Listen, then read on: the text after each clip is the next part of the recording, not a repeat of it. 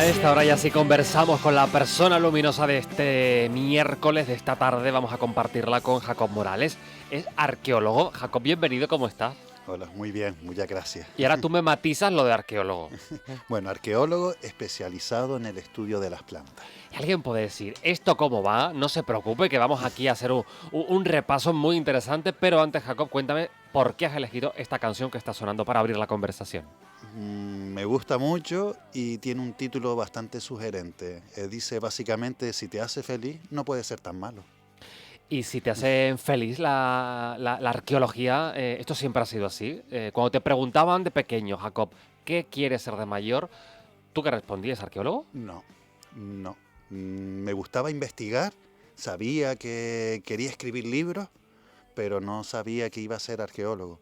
Lo descubrí cuando estuve estudiando el grado de historia en la universidad y descubrí esa disciplina que es la arqueología de las plantas, también se denomina arqueobotánica. Recuerdo perfectamente el día que la profesora Amelia Rodríguez estaba explicando y nos dijo en qué consistía la arqueobotánica y yo lo entendí y dije, esto es lo mío. Estaba en tercero de carrera y mira, todavía estoy en ello, Y todavía sigo en pero ello. ¿y encuentras una relación a ese despertar? ¿Te apasionaban las plantas? Sí, siempre Sí. me gustaban las plantas, mi familia, pues mi abuelo por parte de mi padre era hierbero también. Es decir, hierbero es la persona que se dedicaba a recoger plantas medicinales y las vendía en el mercado, se las llevaba a los puestos para que lo vendieran. Luego mi abuela por parte de mi madre, yo me crié con ella y todas las noches se hacía su agüita guisada. Entonces, pues la caña de limón, la hierba luisa, y yo de último ya se las ponía yo y ya aprendí a reconocerlas. Y luego su hijo, que es mi tío, de pequeñito nos llevaba a hacer repoblaciones, que ahora lo pienso y yo, no mucha gente hacía eso, ¿no? Entonces, de pequeño siempre me atraían las plantas, la Claro, verdad visto con que la perspectiva del tiempo, Jacob, tiene sentido que te dediques a esto y que haya acabado, ¿no? La cabra siempre tira para el monte. pues sí, la verdad es que sí.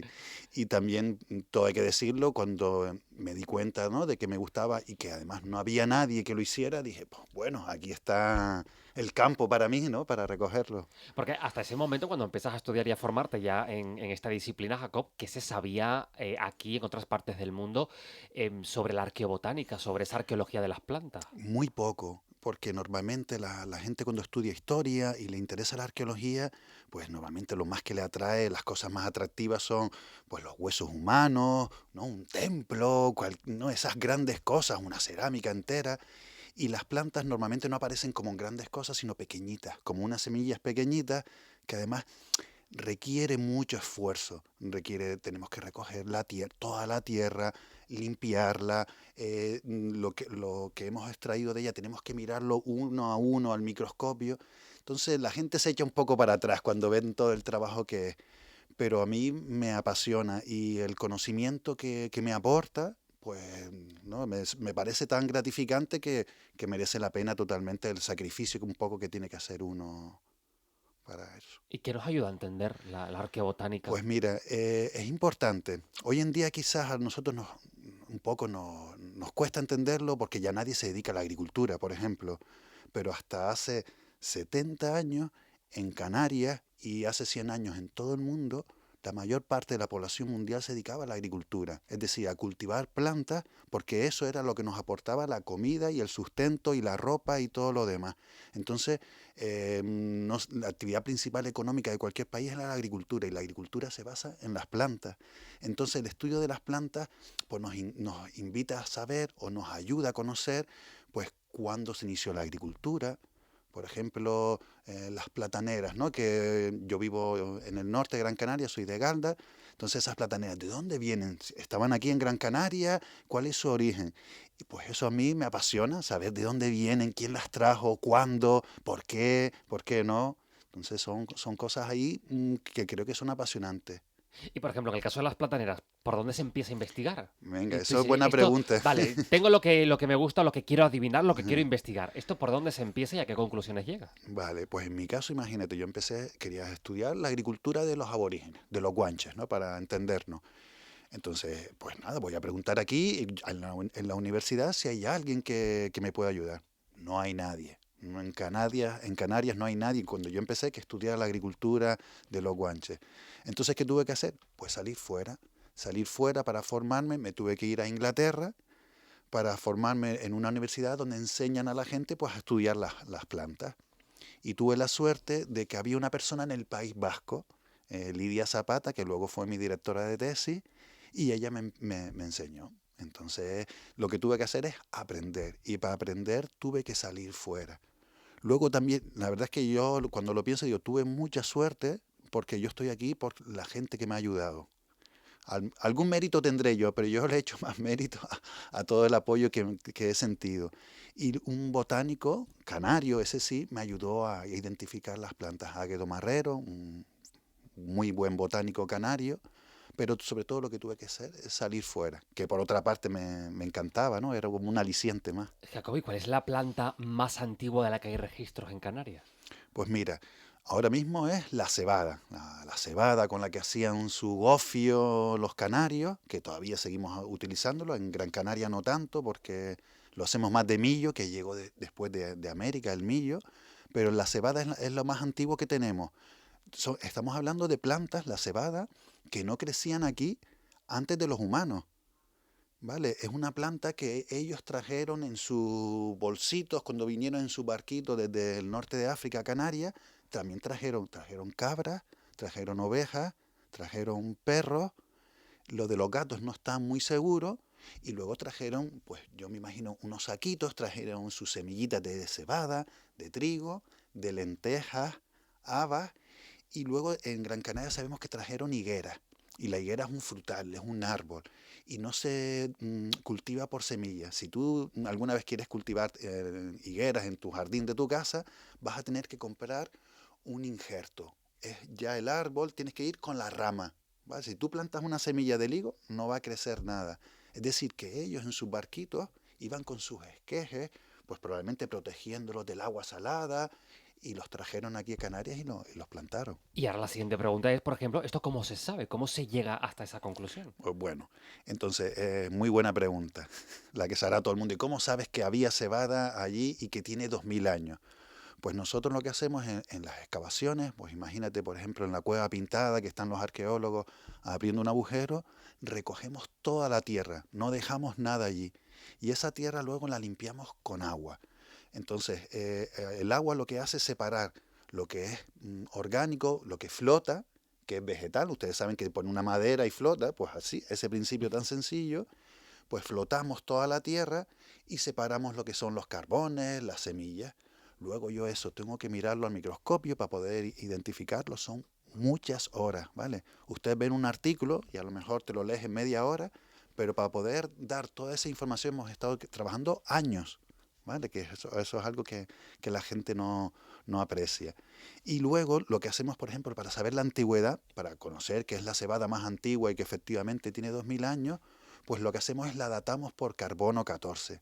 A muchos de ustedes les sonará, ¿no? La técnica del carbono 14, pues la mandamos a un laboratorio y en ese laboratorio cogen la semillita, la limpian, buscan el átomo de carbono, dentro del átomo de carbono buscan los isótopos del carbono 14 y se ponen a contarlo, hacen sus cálculos y nos mandan una cartita y nos dice, pues tiene 2000 años.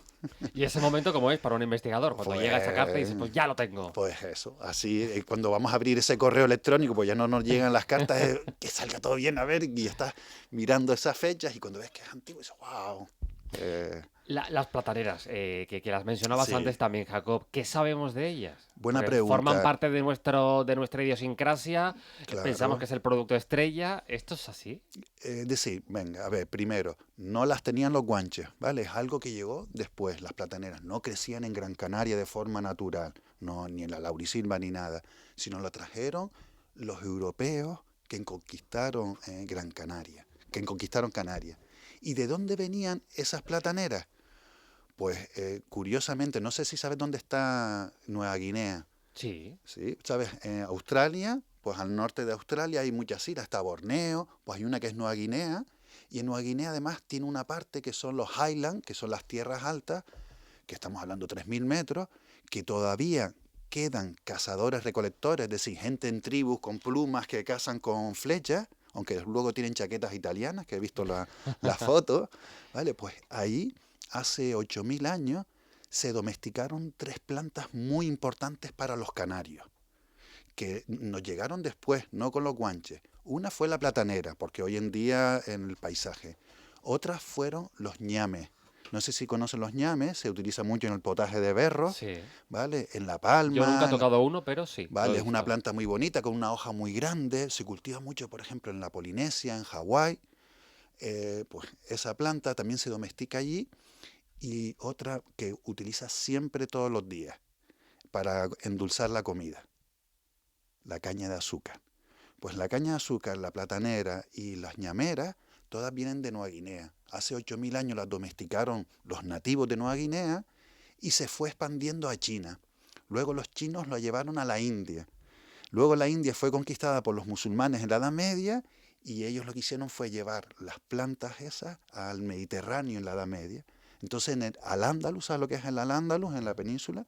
Cultivaban platanera, cultivaban caña de azúcar y cultivaban ñames. Entonces los primeros europeos que llegaron a Canarias dijeron, oh, en Canarias el clima es mejor que en la península, seguramente van a crecer mejor las plataneras, el azúcar y los ñames. Y efectivamente. Y crecieron también que muy rápidamente se integraron en la economía canaria y hoy en día mucha gente piensa que la platanera ha estado toda la vida en Canarias, ¿no? Estamos conversando en Roscas y Cotufas con Jacob Morales.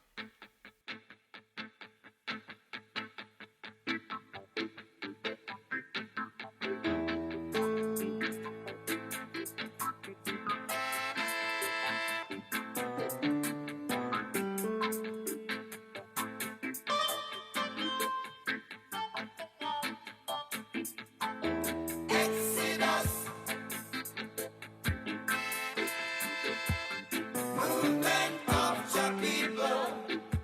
Oh yeah. Heaven, the title, let me tell you this. Men and people will fight it down. Tell me why.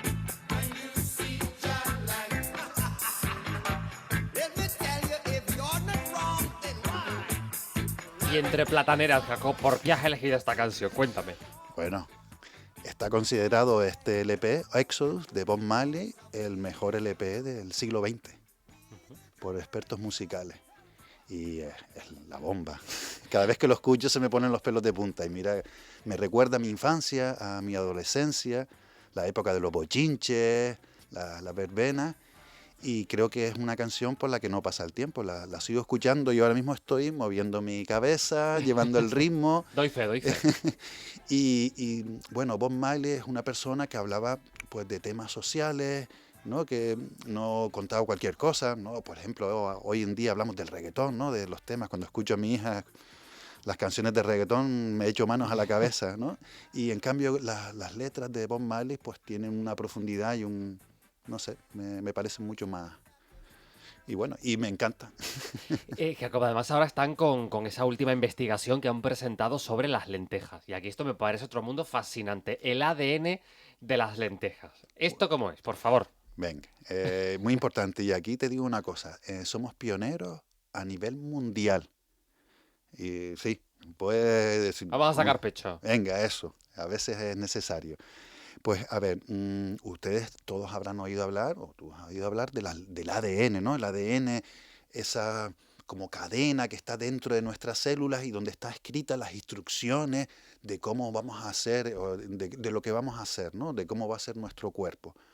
Entonces, si han visto las noticias, pues han visto que a veces se ha recuperado del ADN de los neandertales o de los Homo sapiens, pero de plantas no se escucha mucho. ¿Y saben por qué? Porque el ADN de las plantas no se conserva muy bien en los yacimientos arqueológicos. De hecho, las plantas no se conservan bien. Pues si tú estás comiendo una fruta y la dejas en la basura al par de semanas ya no queda nada, se la han comido los bichos, los hongos. Entonces la conservación es muy difícil. Pero aquí en Gran Canaria tenemos una suerte. Y es que los indígenas canarios, los guanches, los aborígenes, no tenían nevera, no tenían despensa, no tenían tráfico comercial, entonces lo que ellos producían tenían que almacenarlo muy bien para que les durara pues aquellos años que no llovía o que había sequía o cualquier problema. Entonces ellos crearon un sistema de almacenamiento alucinante. Son los graneros en cuevas. No sé si conoces el cenobio de Valerón o otras cuevas. Son básicamente construían unos pequeños agujeritos en las montañas. ¿Por qué ahí? Porque las cuevas lo que hace es que mantienen las condiciones de humedad y de temperatura constantes. Es decir, no varían. Es lo más parecido a una nevera. Y ellos lo que hacían es guardaban sus semillitas allí para aquellos años que no llovía o que venía la plaga de langostas y acababa con toda la cosecha, pues entonces ellos tenían una reserva. Pues en alguno de esos yacimientos, si hoy vas, bueno, no puedes ir, tienes que pedir permiso, además hay que subir con cuerdas, con escaladores. También aprovecho, pues eso, para transmitir que los yacimientos canarios, la gente no puede estar visitándolos sin permiso o sin las condiciones propicias porque pueden, sin quererlo, sin ninguna intención, pueden estar deteriorando los yacimientos. Entonces yo les pido a la gente que sea un poco prudente ahí. Pero bueno, lo que les iba a decir es que en esos yacimientos, como el cenobio Valerón, en algunas de esas cuevitas todavía quedan restos de las semillas que ellos guardaron. Y lo hicieron también, las condiciones que ellos crearon en esas cuevas eran tan buenas que las semillas se han conservado tal como ellos las depositaron. Y lo mejor no es eso, lo mejor es que tienen ADN. Porque en muchos otros lugares del mundo tienen semillas, intentan buscar el ADN y Pero no no hay lo forma. consiguen. Y no hay forma. De hecho, nosotros ahora mismo, que sepamos, es el único ADN arqueológico de lentejas a nivel mundial. ¿Y esto qué permite saber? ¿Qué sabemos hoy que no sabíamos de nuestras lentejas? Eso es importante, ¿no? Pues vale, está bien que encontremos el ADN, pero ¿para qué sirve? Pues mira, a los agricultores hay una cosa súper importante y es saber cuál es el origen de los cultivos, ¿no? Pues para decir, mira, este cultivo es el mejor adaptado aquí, lleva más tiempo y es el que tenemos que proteger. Este cultivo aquí, pues no sabemos, llegó más tarde y tenemos que, no tenemos que concentrar nuestro esfuerzo aquí, sino aquí. Entonces, eso nos sirve a nosotros para saber cuáles eran los cultivos originales, eh, mm, ver cómo han ido evolucionando. Y no solo eso, también nos ayuda, pues mira, un problema muy importante que tenemos hoy en día, el calentamiento global, el cambio climático. Aquí en Canarias llueve menos, hasta las tabaibas se nos muere. Entonces necesitamos plantas que estén adaptadas a esa aridez. Y la lenteja es una de esas. Y lo que hemos visto es que los indígenas canarios, los guanches, para no confundirlo, trajeron las lentejas y esas lentejas se fueron adaptando aquí y cada vez pues se han adaptado a cada isla y se han adaptado a la aridez. Entonces, por ejemplo, en Fuerteventura, además de esas lentejas que vimos, hay unas que se llaman lentejas menudas, que tienen las semillitas muy, muy pequeñitas, pues esas todavía están más adaptadas a la aridez. Y con apenas 2 lluvias, pues ya casi florecen y fructifican. De ahí la importancia de conocer el pasado, porque nos sirve para ahora o para el futuro, ¿eh? Para Que mí. parece que no, que parece que es anecdótico, pero esto nos ayuda a componer el puzzle por completo. Sí, de hecho, ahora mismo la arqueología tiene una gran utilidad, pues, para ver cómo nos enfrentamos al cambio climático, porque en otras épocas ha habido cambio climático. Entonces, si sabemos cómo la gente se adaptó en el pasado, nos puede dar una clave para nosotros adaptarnos ahora en el presente. Jacob, ¿el gofio que yo desayuno todas las mañanas tiene algo que ver con el gofio de nuestros antepasados? ¿Hay alguna conexión? Claro que sí. Primero, la palabra gofio es la palabra indígena más antigua de la que tenemos constancia. Desde 1400, hay un documento fechado en 1490 y algo que nombra la palabra gofio, ¿vale? Y es la palabra indígena, no es una palabra española, es de los aborígenes canarios, que queda y que más utilizamos, además. ¿No? Porque a veces nos dicen, no, se perdió toda la lengua canaria. Pues no, mira, tenemos... Y ahora venía caminando hacia aquí y tenía una camisa, vi un señor caminando que ponía más auténtico que el gofio o algo de eso, ¿no? Que es algo, además, que es más canario que el gofio, Absolutamente. ¿no? Entonces, no es solo un alimento, no solo te aporta calorías, también te llena tu identidad. Cuando me iba a Inglaterra a estudiar, pues mi paquete de gofio iba conmigo en el avión. Yo también, Eh, me lo mandaba en caja, Pues mira, fíjate, pues, y no me digas que cuando lo probabas un poco en casa. te Estabas en transportaba a casa. casa. Pues imagínate, si pruebas el gofio de cebada, te va a transportar 1000 años. Y no vas a ir a tu casa, vas a ir a la casa de hace 1000 años de los antiguos. Y si te comes un potaje de lentejas hoy, de lentejas canarias cultivadas en Canarias, porque eso es una puntualización muy importante. Si ahora ustedes van al supermercado y le dice, un paquete de lentejas. Te llegará un paquete de lentejas y tú vas a ver, tipo Lanzarote, y dirás, pues mira, son Canarias. No, vienen de Canadá, ¿vale? Y se están aprovechando de que las lentejas canarias, especialmente las de Lanzarote, tenían una fama a nivel nacional, ¿vale? ¿Pero por qué la Entonces, llaman así? porque se venden más, porque la gente cree que es de Lanzarote y como que las lentejas de Lanzarote eran las mejores, pero te estoy hablando a nivel nacional. Esto hay que intervenirlo. Y de hecho, ¿saben lo que hemos encontrado en este artículo? Que las lentejas de la península tienen ADN de las lentejas guanches. Y es porque la gente se llevó las lentejas canarias a la península y las cultivaron, y no es mucho, pero las lentejas peninsulares son un poco guanches también. Esto me encanta. Y además, entonces, Jacob, si queremos comer lentejas de aquí, ¿cómo nos aseguramos? Pues tendremos que ir al campo y hablar con algún agricultor que lo tenga. Entonces en Gran Canaria lo tenemos difícil. Yo les aconsejo ir a Fuerteventura o a Lanzarote, y entonces ir a los mercados locales y preguntar por lentejas del país.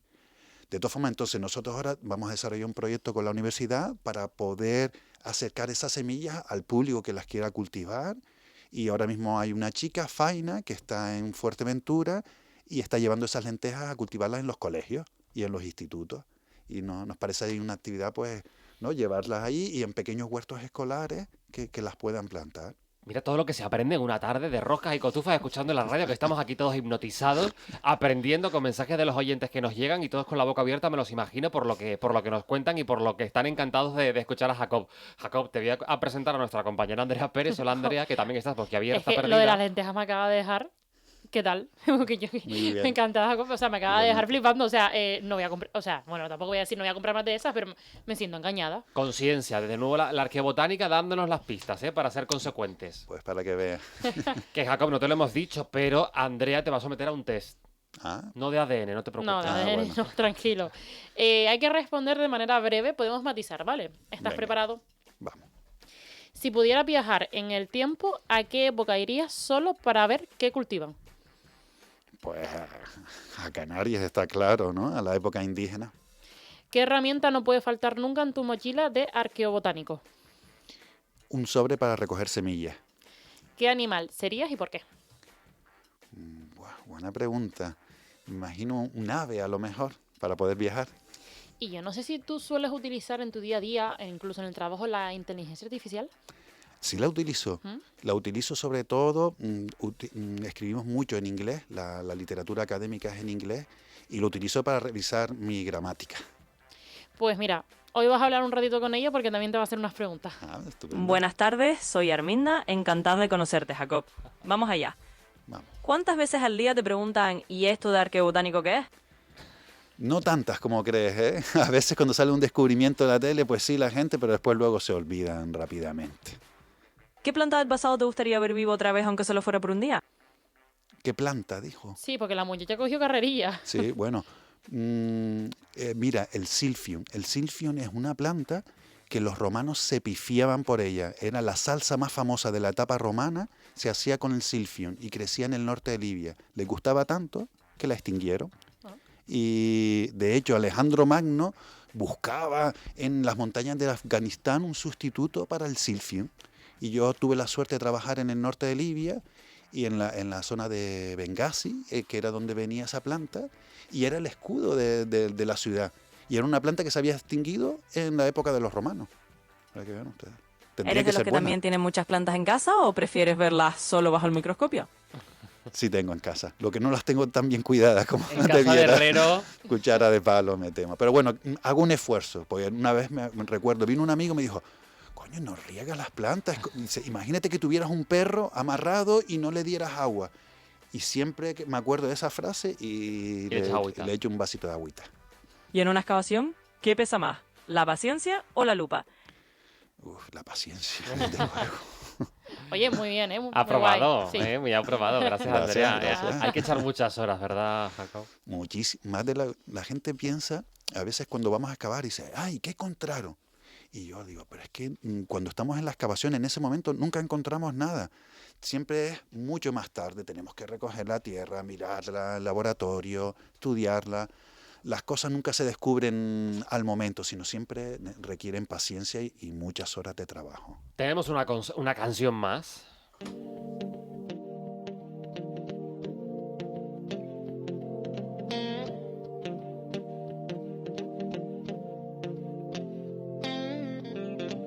comme si je n'existais pas.